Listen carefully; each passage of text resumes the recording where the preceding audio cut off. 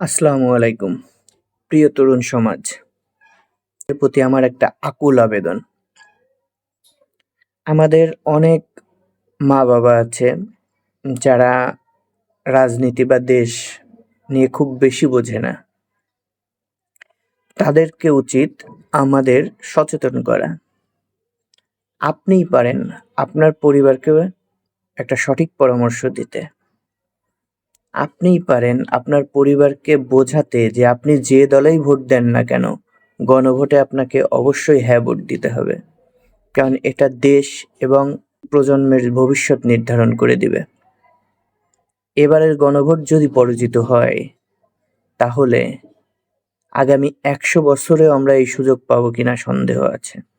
সুতরাং দল মত নির্বিশেষে আপনি যে দলেই ভোট দেন না কেন, গণভোটে সবাই আওয়াজ তুলুন।